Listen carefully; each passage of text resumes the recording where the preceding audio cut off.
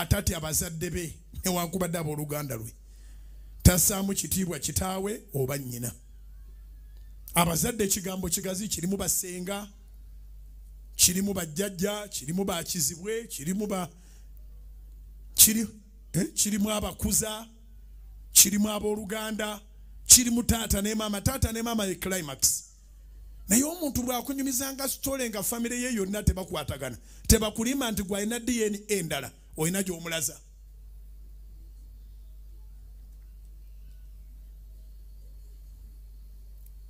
That is life mwattu.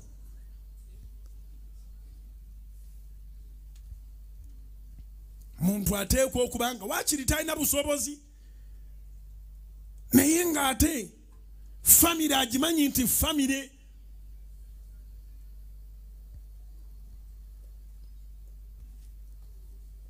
era nja kuddayo nnyo ku relationship njiwereko ekyokulabirako.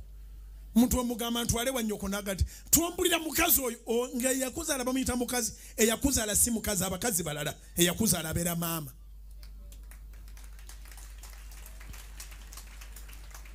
Eyakuzaala si mukazi, abakazi balala, eyakuzaala maama. Ekozi mwe muli be Kampala maama ne maama nga mpuliraga ekyokusaasira. Maama kye kituufu. Masaka abeera maama. Eno muli ku maama. Mami Luganda. Ebyo bya mami ate bya n'omwami weera bwakuyita. Kati simanyi oba gw'omuzaala. Ebintu ebimu mulina banne obyewala mu bufumbo. Mami.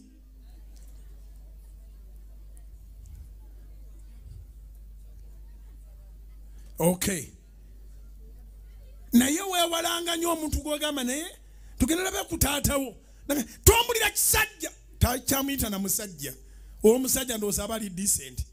Tombulira kisajja ekyo.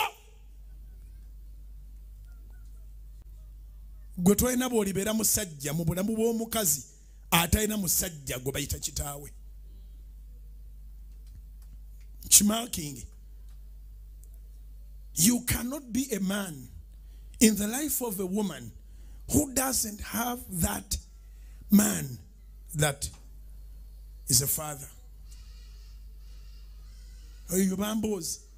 Era omusajja asooka mu bulamu bw'omuwala yenna kitaawe. Era kyava amukwatanga taata omusajja n'amutwala n'amukwasa omusajja omulala.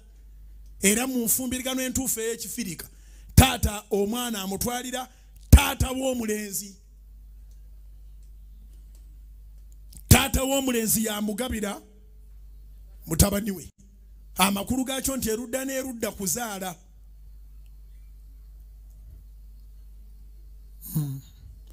Ego n'omulembe mujja kupangisanga abakaaba mupangisa n'ababazaala. Atasaamu kitiibwa bazadde be. Namba 3 ne bwaba mukwano gwo nga temulina intention za kwewasa wabula mukwano gwo just mu group. Gwasaba Katonda akuwonya ebisiraani. Weewala abantu abatasaamu bazadde baabwe kitiibwa.